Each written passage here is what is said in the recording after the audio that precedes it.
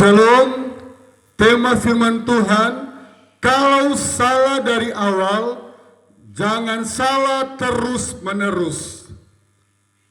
Kita melihat dalam firman Tuhan Matius pasal 2 ayat yang ke-10, ketika mereka melihat bintang itu, sangat bersukacita mereka. Saudara, masih bulan September ya Ibu Gembala ya. Kita sudah pasang pohon Natal ini, Ibu Gembala. Masih bulan September, kita bersukacita sekali. Karena kami tahu bahwa Natal adalah hal yang sangat istimewa bagi orang Kristen. Kenapa? Awal dari karya keselamatan, paketnya yaitu kelahiran. Kelahiran, kematian, kebangkitan, kenaikan, limakah, dan yang terakhir, kedatangan Yesus kembali. Limakah. Awalnya dari kelahiran. Yesus lahir di kandang yang hina. Dan salahnya dari awal. Salahnya apa?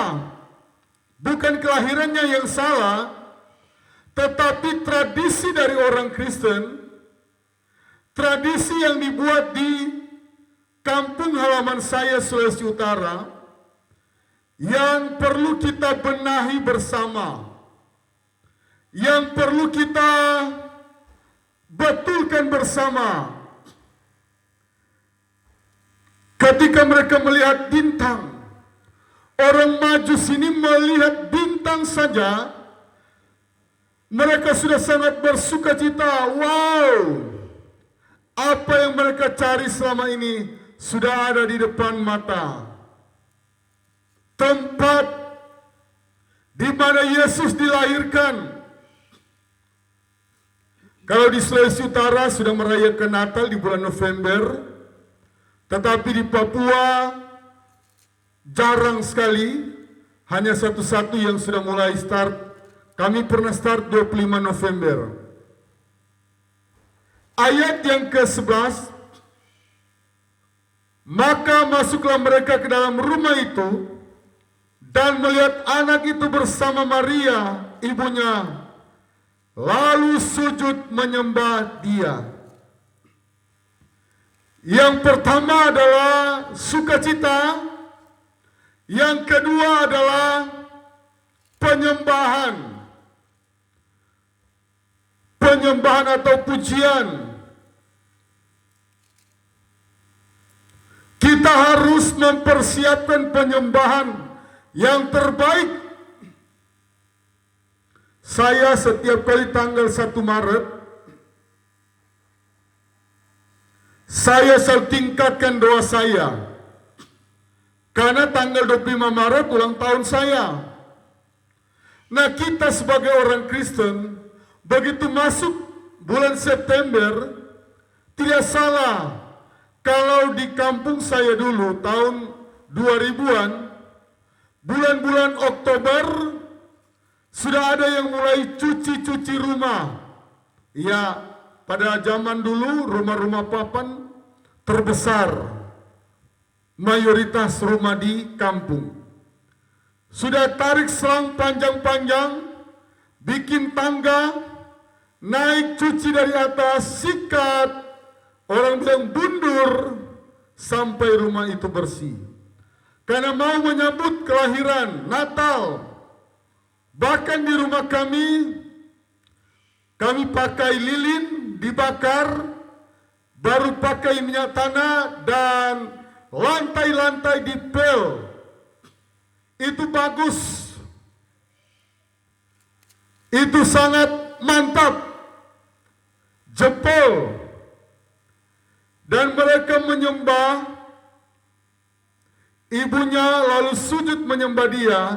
Mereka pun membuka tempat harta bendanya dan persembahan-persembahan kepadanya, yaitu emas, kemenyan, dan mur mereka persembahkan kepada Tuhan. Tetapi survei membuktikan di Sulawesi Utara ada hamba Tuhan yang membuat satu survei, kotak-kotak persembahan justru menurun drastis. Kenapa? Budget biaya Natal sudah kesedot ke beli B2, beli RW, beli patola, beli tikus. Pokoknya rasanya belum lengkap makanan kalau tidak ada 20 menu. Sehingga persembahan yang dibawa ke gereja itu salah, jadi menurun. Kalau kita melihat alkitabiahnya, justru persembahannya disetting, disiapkan yang terbaik. Mereka membawa emas, kemenyan, dan mur. Saudara, emas sekarang di Papua berapa, Ibu Gembala? 1 gram sekitar 1 juta. Ibu Gembala tidak pernah beli emas, tapi kalau tidak salah dengar 1 gram sekitar hampir 1 juta, atau kadang-kala dia naik 1 juta lebih. Berarti emas yang mereka bawa bisa diprediksi emas yang kiloan. Kalau dikalikan 1 juta, ya berapa itu, Ibu Gembala? Kira-kira ratusan juta mungkin yang mereka bawa. Nah saudara, yang Tuhan mau, yang pertama sukacita, kedua pujian penyembahan, ketiga sesungguhnya kalau dihubungkan dengan sekarang ini, kita tidak boleh alpa di penghujung tahun. Saya selalu serukan jemaat Pondok Daud, kalau boleh persembahan tubuh kita ini, itu adalah persembahan yang pertama yang Tuhan cari. Jangan bolong-bolong, jangan alpa-alpa. Saudara, baik Natal tanggal 25 Desember, tetapi tanggal 25 Desember berbicara juga dari tanggal 1 Januari Allah jaga kita sampai tanggal 25 Desember. Apatah lagi, saya bersyukur ada banyak postingan. Kami mau menerima Yesus Juru Selamat, menerima tamu Yesus Juru Selamat, bukan menerima tamu Raja Mabo.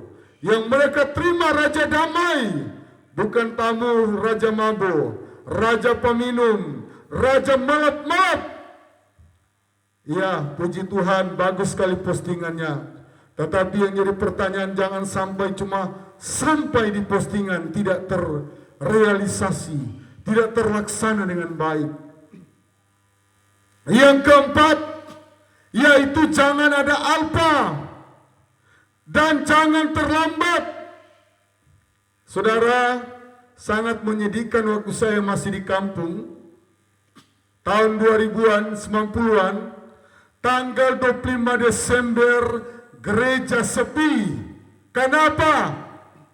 Di tanggal 25 orang masak sampai jam dari tengah malam, dari 1 malam tidak tidur, dan lastnya jam 9 pagi ibadah, so tidak mampu ibadah, so ngantuk, mata tidak tahan. Nanti tanggal 26 baru full gereja. Begitu juga tanggal 1 Januari. Orang tanggal 31 masaknya banyak sekali, 20 macam baru lengkap. Tanggal 2 baru full. Ini yang saya katakan tema saya. Salah dari awal, jangan salah terus menerus. Sebagai tokoh agama, sebagai hamba Tuhan, harus berani bicara. Sebagai pendeta, sebagai gembala, Kita harus suarakan kebenaran Tuhan. Jangan Natal yang kita siapkan miras yang mahal. Jangan ibu-ibu yang kita siapkan adalah baju 10 macam. Dari atas biru, cat biru, rambutnya biru, anting-anting biru, baju biru, rok biru, sepatu biru. Bukan itu yang berkenan di hadapan Tuhan. Ayat yang ke-12, ayat yang terakhir. Dan karena mereka mempersembahkan semuanya itu, persembahan sukacita, pujian penyembahan, doa, dan persembahan secara materi. Materi juga ternyata yang lahir adalah raja. Masa persembahan di kotak persembahan, persembahannya 1000. Mobil makanan sampai berjuta-juta, puluhan juta. Masa yang mau taruh di kotak persembahan, Tuhan, Engkau Raja, saya berikan 1000 rupiah. Saudara, kalau Tuhan mau pakai sistem tersinggung, Tuhan bisa berkata, kamu yang kasih 1000 rupiah, saat ini mati di tempat. Tetapi untunglah Allah yang kita sembah, Allah yang penuh dengan kasih. Tetapi kalau memang persembahanmu cuma 1000 rupiah, itu adalah persembahan yang terbaik bagi Tuhan. Tetapi yang saya maksudkan, kalau engkau orang kaya, engkau banyak uang, beli makanan, bahkan satu lagi yang harus diluruskan, ada banyak orang Kristen sampai di tempat saya di Papua beberapa tahun yang lalu, kontainer datang, petas-petasan yang mereka bakar, uang yang dibakar. Ini harus diluruskan. Yang Tuhan mau yaitu kita beribadah. Dan jangan alpa, jangan datang terlambat. Jadi kita harus berani mengatakan, yang Tuhan cari sukacita, pujian penyembahan, doa, dan yang terakhir rajin beribadah. Dan jangan suka datang terlambat. Tuhan Yesus memberkati. Yang salah, jangan salah terus. Dan kita harus berani meluruskan yang salah supaya tidak salah lagi.